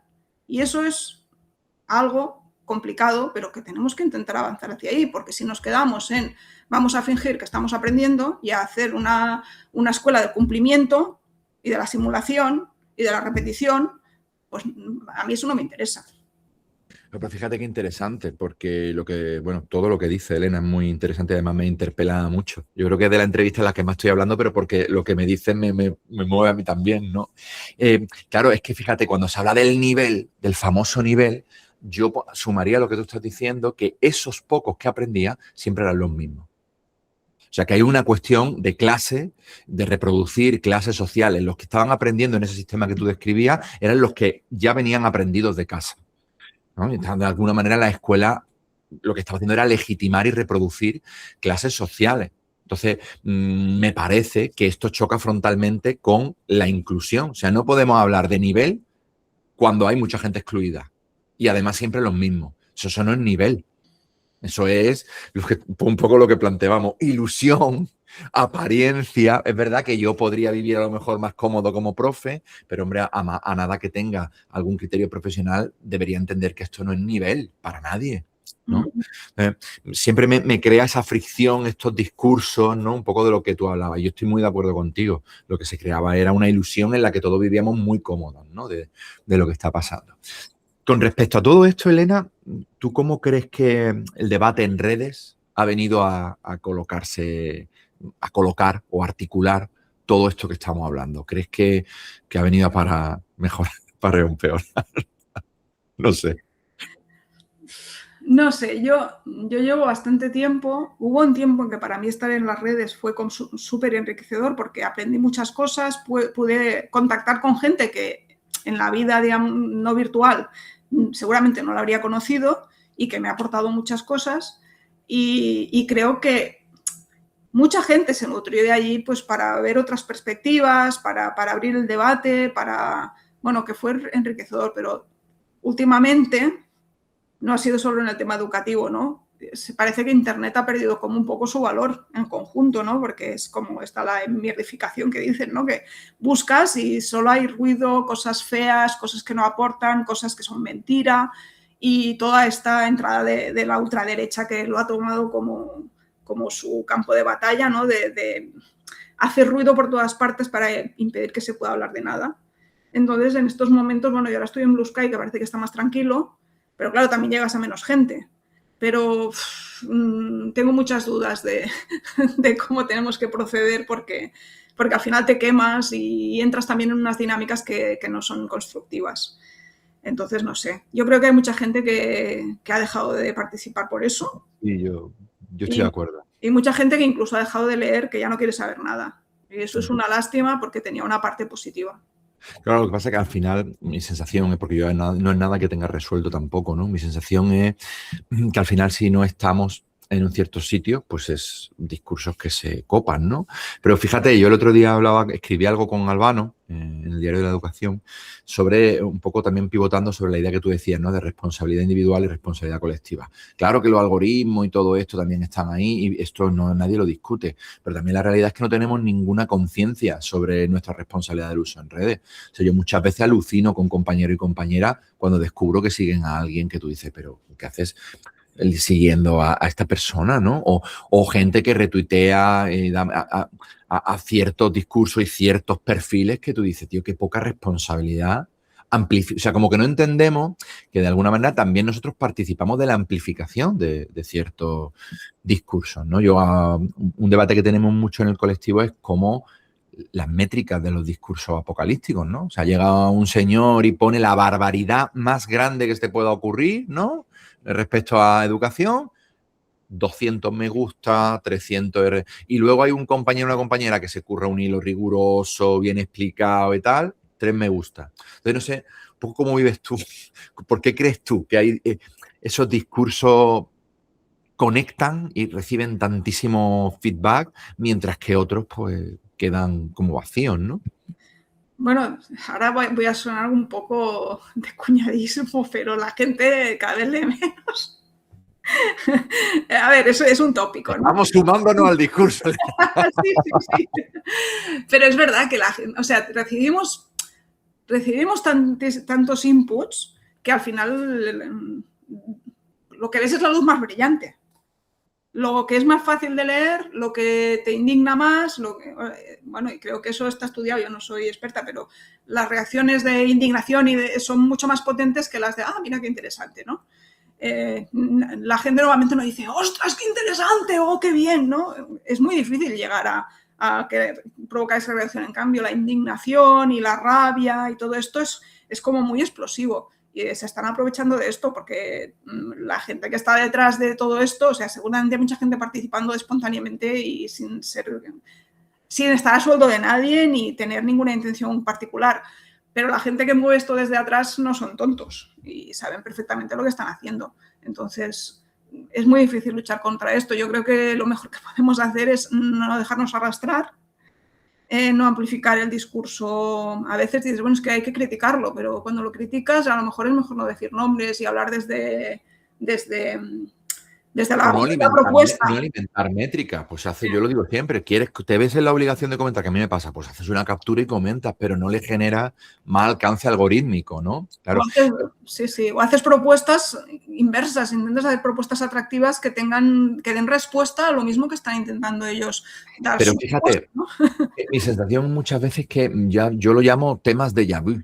Porque al final es como, o sea, ahora toca el nivel, ahora toca los libros de texto, ahora toca la inclusión, ahora toca decir, al final siempre estamos pivotando sobre determinados temas que nunca resolvemos, ¿no?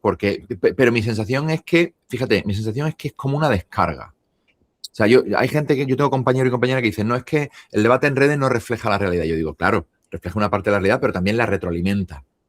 Entonces yo estoy en mi casa, soy docente, con un malestar muy grande como el que hemos hablado, ¿no? Por las situaciones legítimas de malestar que hemos comentado, y ahora llego a redes y me encuentro un señor o una señora que me dice que esto es culpa de... Y entonces, claro, es que me alivia instantáneamente. O sea, es como, ¿ves? Alguien está reconociendo mi malestar. Entonces, mi pregunta sería un poco, ¿en qué crees tú que estamos fallando también en ciertos discursos que no damos respuesta a estos malestar? En redes, en los claustros. No sé si me estoy explicando. Sí. Yo creo que va un poco por el tema de la responsabilización, que intentamos hablar siempre de propuestas que implican una responsabilización individual Y estamos en una cultura que entiende esto como culpa. Y cuando la gente se siente señalada y culpabilizada, reacciona mal. A mí me ha pasado con gente, además, que yo sé que está de acuerdo con el discurso, pero en un momento de malestar, de tensión, porque ha tenido problemas, rollos en su claustro, le han pasado cosas, le dice según qué y se molesta y se indigna y se siente atacada cuando no la estás atacando, pero a mí me ha pasado últimamente un par de veces en persona, no por redes, me ha pasado en persona con gente que aprecio y que no, después no ha habido ningún problema, ¿no? Pero dices, ostras, es que es verdad, yo lo estoy viendo desde la racionalidad y desde que yo estoy tranquila, porque a mí no me está pasando en este momento, pero tú que lo estás viviendo no puedes aceptar ciertos discursos en este momento, en estas condiciones. Y como en redes no sabemos en qué momento está la gente que nos lee, pues puede provocar reacciones pues contrarias y se puede incluso entender una cosa muy diferente de lo que estás intentando decir, ¿no? Y yo creo que es esto, el malestar genera la incapacidad de hacer una reflexión tranquila y aumenta la posibilidad que la gente se sienta atacada y culpabilizada. Totalmente de acuerdo. Y le sumo que también es verdad que yo esto es algo que también llevo trabajando hace mucho tiempo conmigo mismo, ¿no? Que es, bueno, que es que hay ciertos discursos que interpelan y ciertos discursos que no mueven. Es decir, lo que tú decías antes. Llega un señor y te dice, no, lo que hay que hacer es esto, que encaja con lo que tú has hecho toda la vida, pues es como un discurso pues muy cómodo. Ahora llega otro discurso y te dice, no, mira, es que esto no va de esto. Y puedo pensar en el feminismo también, o puedo pensar, es decir, hay discursos que interpelan porque lo que vienen es a señalarte que te tienes que mover de la posición en la que estás. Y otros que lo que vienen es a decir, no, tú sigue por donde has estado todo el tiempo. Entonces, esa fricción yo creo que tenemos que asumir que con determinadas discusiones lo vamos a tener siempre. Bueno, y hay mucha gente que ha sido consciente de esto, porque a mí me ha costado darme cuenta, porque no soy muy... me ha costado darme cuenta de esto, porque yo lo miro todo siempre desde una posición un poco, a lo mejor, demasiado racional y no poco empática. Yo creo que soy empática, pero a veces me cuesta ver que a una persona que esté en una situación diferente esto lo puede interpretar diferente que yo, ¿no? Pero hay gente que se ha dado cuenta enseguida porque estas cosas las intuyen. Y entonces, ¿cuál ha sido su reacción? Si tú no tienes ganas de exponerte y pues te callas. Y claro, toda esta gente que se calla porque no tiene ganas de molestar, de incomodar, de después que tener consecuencias personales que no siempre son agradables, porque a veces hay gente que se enfada contigo y pues a nadie le gusta que se enfaden con uno, pues se calla. Entonces nos vamos callando. En cambio, este otro tipo de discursos más incendiario disfrutan con que la gente se enfade, entonces claro, se multiplican. Claro. Es muy difícil luchar contra esto. Pero además fíjate qué paradoja, porque al mismo tiempo si siempre nos callamos los mismos, al final parece que el pensamiento hegemónico y por lo tanto el de sentido común, el razonable, es el otro, ¿no? Entonces yo reconozco que vivo en ese dilema igual que tú, ¿no? Entre callarme, no callarme, y es muy complicado, es muy complicado. Bueno, Elena, vamos a pasar al cierre, ¿vale? Porque no quiero que nos vayamos sin que comentemos algunas cuestiones propositivas y yo creo que podríamos empezar por ahí. ¿Qué crees tú que necesita urgentemente el profesorado y qué crees tú que necesita urgentemente el alumnado? Que sea posible hacerlo ya. Bueno, podría ser una carta a los Reyes Magos, Elena. Claro, si te hago una carta a los Reyes Magos, el profesorado necesita una formación seria, rigurosa y que lo prepare y que no sea formación inicial y formación continuada de acompañamiento, que no sean ocurrencias que te van cayendo, ni con un tiempo dentro de tu horario laboral contemplado para esta formación dentro de centro y fuera de centro para, combinar las dos cosas. Esto lo necesita el profesorado y necesita unas condiciones de trabajo que podríamos hablar de las peticiones que están haciendo los sindicatos. Hay muchísimas, la mayor parte, que coincido totalmente con las peticiones que se hacen porque es que son muy razonables. El tema salarial por sí solo no mejora la educación, pero bueno, creo que es un tema que es importante porque tiene que haber un reconocimiento al trabajo. Pero para mí... Yo estoy totalmente de acuerdo con la subida salarial, claro.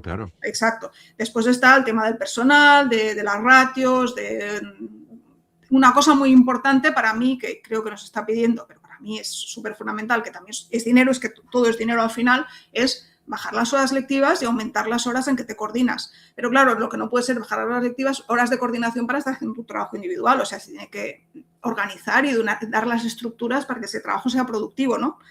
Pero yo siempre pienso que vale, igual al principio subimos la hora de coordinación y el trabajo es pero es condición necesaria tener esos espacios. Pero hay que haberlo pensado antes para empezar a poner las condiciones. Evidentemente, esto tiene un proceso de transformación, pero si no ponemos las condiciones nunca, eso se alargará indefinidamente de que no servirá para el propósito que teníamos, que es lo que ha pasado muchas veces, que se han puesto recursos o condiciones o leyes o lo que sea, pero nos han dado las estructuras y los recursos para que pase lo que queríamos que pasara. Totalmente de acuerdo.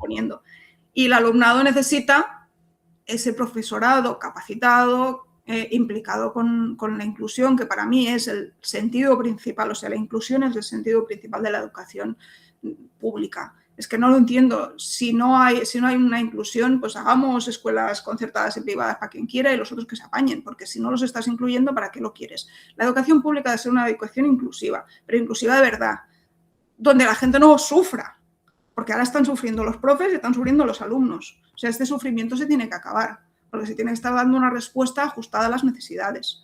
Y evidentemente no podemos hacerlo todo perfecto. Seguramente habrá algún alumno que se nos escape y no consigue, pero tienen que ser excepciones y tenemos que avanzar para que cada vez más estén incluidos. Porque si lo miramos desde el punto de vista de las familias de los alumnos que quedan excluidos, es súper doloroso, es algo terrible. Es tu vida que se ve truncada. Y eso, desde el otro lado, a veces no es que no importe, pero a veces no somos conscientes. Totalmente de acuerdo. Fíjate, Elena, que esto daría para otra charla grande. A mí me parece que hay un debate ahí de fondo en esto que tú planteas que no queremos abordar y que está ahí. Y es la idea de hasta qué punto es posible la inclusión cuando tú entiendes, de alguna manera, que el trabajo docente es transmisión de conocimiento. Porque a mí me parece que es una imposibilidad. Hasta que no entendamos que la escuela tiene que ver con relaciones, convivencia democrática, y también, por supuesto, con aprendizaje de contenido, pero hasta que no entendamos que es un conjunto, todas esas cosas, a mí me parece que hay un debate de fondo sobre el que siempre, que es el que hace que luego entendamos la inclusión como recursos para la segregación. Sí, sí, sí. Entonces, me parece que ese es un debate de fondo que siempre está ahí. Y una última pregunta, Elena. Yo me gustaría que tú nos dijeras si tú crees que hay algo, y cuáles son, que son temas que no están en el debate educativo, pero que deberían estar. Ahora me has dejado. A lo mejor no, que a lo mejor tú dices, oye, mira, son temas diferentes, pero abordaje, pero si tú crees que hay cosas que estamos dejando fuera. Bueno, yo creo que en el tema de la inclusión está totalmente en el debate educativo, pero lo que estábamos hablando ahora no está en el debate educativo. El debate educativo está por cómo atendemos a esos alumnos así, al lado, ¿no? No está el debate, no está en pensar en esto que comentabas tú ahora, de cuál es la función real de la escuela, y en la secundaria todavía más, y cómo conseguimos. Porque yo creo que tenemos aquí como un dilema. Las familias, evidentemente, quieren que sus hijos y sus hijas salgan preparados para el mundo laboral, porque vivimos en una sociedad que si tú no tienes trabajo, pues ya la has cagado, ¿no? Quieren que sus hijos e hijas puedan ganarse la vida en el futuro y tengan una estabilidad económica para poder ser personas independientes y con una vida mínimamente digna. Pero hay más cosas aquí. Entonces, si nosotros solo estamos pensando en el mundo que es ahora y queremos preparar, es un mundo competitivo, selectivo, que no se preocupa por los más débiles, pues tenemos que preparar a los alumnos de una manera, y evidentemente es muy lícito que tú no quieras que tu hijo o tu hija, por tus ideales, salga mal preparado para desenvolverse en este mundo que es así. Por lo tanto, tenemos que prepararlos para este mundo, pero también tenemos que prepararlos para que puedan imaginarse otra cosa y puedan intentar cambiarlo. Que su generación haga algo más que lo que ha hecho la nuestra, algo mejor. Y si no miramos la escuela desde este punto de vista y solo pensamos en, bueno, que salgan preparados para trabajar, toda esta gente que no puede acceder en igualdad de condiciones al mercado laboral y que tiene unas dificultades que es muy costoso formarlos para que puedan participar, los vamos a dejar de lado, porque no es la sociedad en la que vivimos. Entonces, este es el debate. ¿Qué queremos? ¿Para qué queremos trabajar? ¿Para esto o para que en el futuro pueda mejorar algo? No se me ocurre mejor cierre posible. Te iba a repreguntar, pero la verdad que es que lo has dejado en un punto como muy alto, ¿no? Yo creo que es necesario poder imaginar otros mundos posibles y creo, fíjate, que una labor fundamental de esa posibilidad para imaginarlo es el trabajo en la secundaria pública. Y eso nos hace profesionales de prestigio hace que seamos gente que tenemos una responsabilidad, en el buen sentido, no en el mal sentido, muy compleja, y ahí está la importancia de nuestra profesión. Eso es profesionalizar a los docentes y las docentes, ¿no? Y no ser guardianes, paladines del nivel, de la exigencia, del esfuerzo, ¿no? Yo creo que está ahí. Entonces me parece un punto genial donde dejarlo, si te parece. Muy bien. Bueno, Elena, pues nada más, muchísimas gracias por tu tiempo. He disfrutado muchísimo en esta conversación, espero que tú también. Y nada, que todo el mundo comente y vea esto porque me parece que es más que necesario. Muchas gracias, Elena. Gracias. Merci.